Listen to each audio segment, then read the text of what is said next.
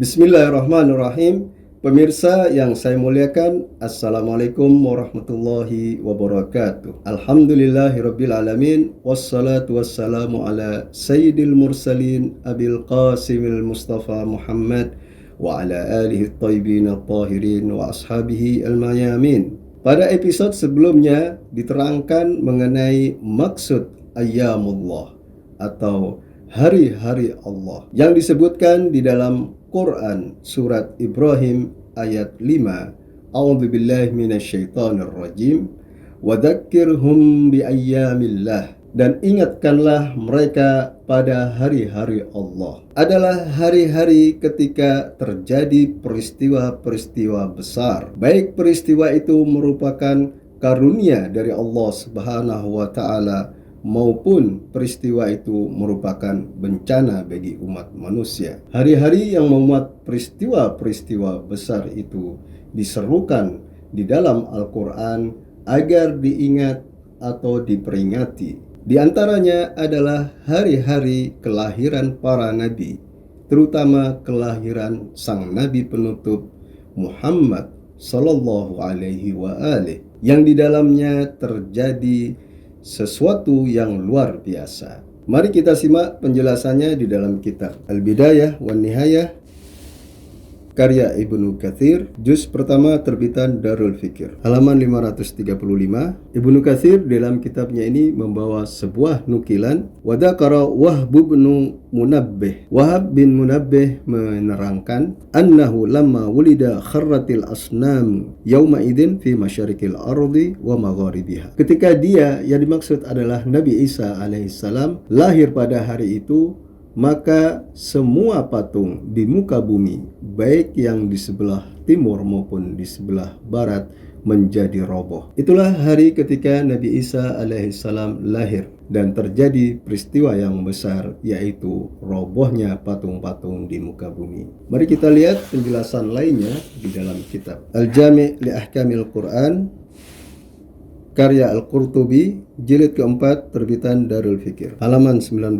Al-Qurtubi di dalam kitabnya ini juga menukil tentang peristiwa di hari kelahiran seorang nabi. Waqila dikatakan bal waqa'aha fi baitil asnami fahamalat wa kharratil asnamu. Bahkan dia yang dimaksud adalah ayah Nabi Ibrahim alaihissalam berhubungan dengan istrinya di rumah patung-patung, kemudian hamil dan patung-patung itu menjadi roboh. Ala wujuhiha hina idin, yang berarti patung-patung itu tersungkur pada saat itu. Fahamalaha ila ba'dhi syi'abi hatta waladat Ibrahim. Kemudian ayah Nabi Ibrahim membawa istrinya ke sebuah bukit hingga sang ibu melahirkan Nabi Ibrahim alaihissalam. Itulah yang terjadi sebagaimana yang dijelaskan oleh Ibnu Katsir mengenai hari kelahiran Nabi Isa alaihissalam, dan Al-Qurtubi juga membawa sebuah nukilan tentang hari kelahiran Nabi Ibrahim alaihissalam. Lalu bagaimana dengan